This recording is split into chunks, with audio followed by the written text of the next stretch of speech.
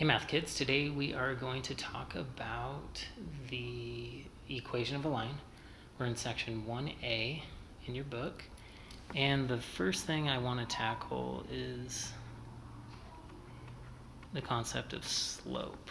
Now we're not going to get too much into the concept because I think you have it down, but the issue with this book is that they won't call it slope. They're going to call it gradient. So for example, our first example asks for something in gradient intercept form. Now previously, so in the class you had before this, it was probably referred to as slope intercept form.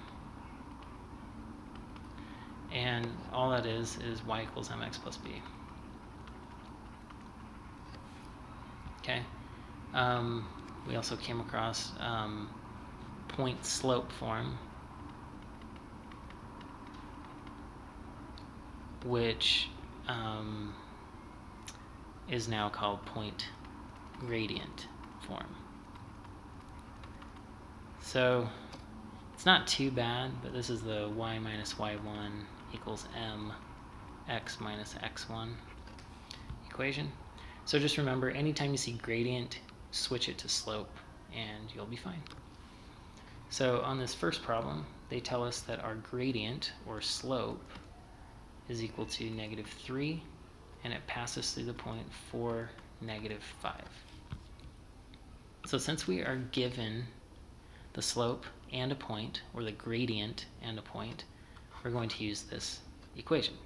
So we just plug it in. This is going to be our y1. This is going to be our x1, this is our m, and we just plug it into here. So y minus -5 equals -3 times x minus 4.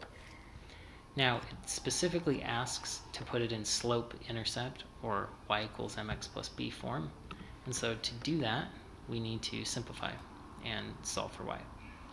So right here we have negative times negative, so that's going to be y plus 5. And then we want to distribute the -3 right there. So we get -3x plus 12. And then we just have one more step of algebra. And we subtract 5 from both sides. And we end up with y equals -3x plus 7. Okay, that's in the right form. Same thing the book got. So we should feel good about that. Now we're going to move on to example 2, and example 2a gives us this equation, y equals -2/3 x plus 2, and it wants us to write it in general form. So general form, which you may have heard it as standard form, but it's going to be just like ax plus by equals c. And so we need to get our x and our y on one side, and then any remaining constants on the other side. So if we look at the original equation they give us, that means we need to add just this piece over onto this side. So we're going to get y plus 2/3 x equals 2. And we see that it fits that form. Our a would be 1, our b would be 2/3, and our c would be 2. Now, another part that the book is going to care about, and technically we should care about as well, is that our a and our b need to be integers. So we have 2/3 for this one. And so we want to undo that fraction. And to do that, we're going to multiply everything by the denominator. So we'll multiply everything by 3. So right here becomes 3y. This 3 cancels this 3, and so we get 2x, and then we have a 6. And so that's the real standard form, or general form, that they're looking for.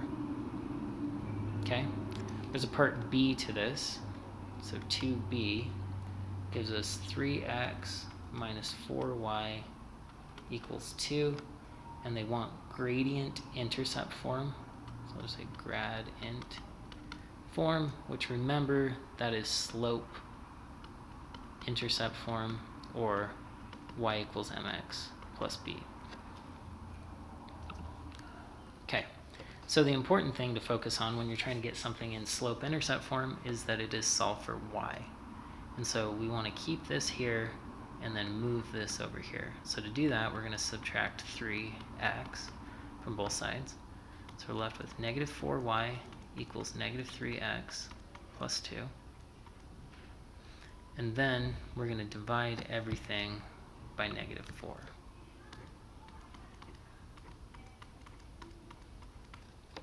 Okay, those cancel.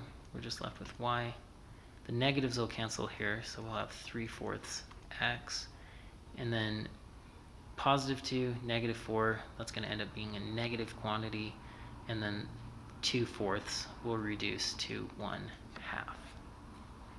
And that is our slope intercept form. Once again, the book calls it gradient intercept form, so try to get used to that terminology. Okay, we're going to move on to example 3. And example 3 says, find in general form the equation of the line with gradient, so slope of 2/3, that passes through -2, -1. And once again, this asks for general form. Okay, so because we're given a gradient and a point, we have to use point gradient form, which once again is y minus y1 equals m times x minus x1. So we plug that in. So this is my y1, this is my x1, this is my m. So y minus a -1 equals the slope, and then x minus a -2. So the first thing we want to simplify are these double negatives. So negative negative means positive, negative negative means positive. Okay. Next thing we need to do, we need to distribute 2/3. So we still have our y plus 1 over there. 2/3 times x is 2/3 x. 2/3 times 2 is going to be 4/3. Now, we have to look back up here. It wants it in general form, so that's the one where it's ax plus by equals c. So we need our a and our b on the same side. And then we want any constants, so anything without x and y in it needs to be on the other side. So I'm going to subtract 1 from both sides to get my constants on that side. And at the same time, I'm going to subtract my 2/3 x because I want that on the same side as my y. So we do that.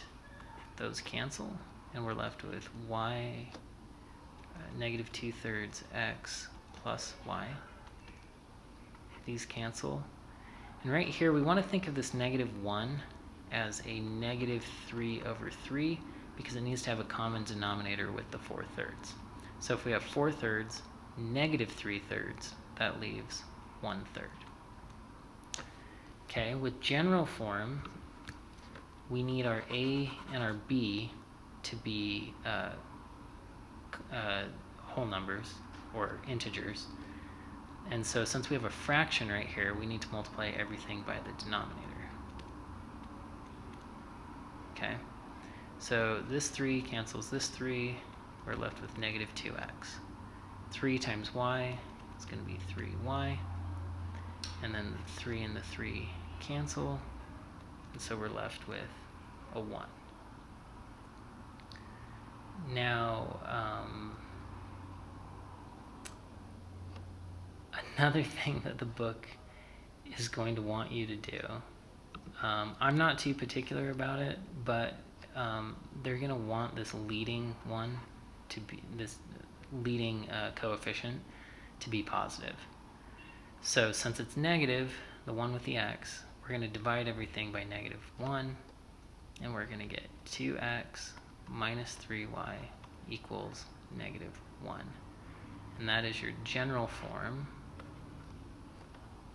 of that original equation. Okay, we're going to move on to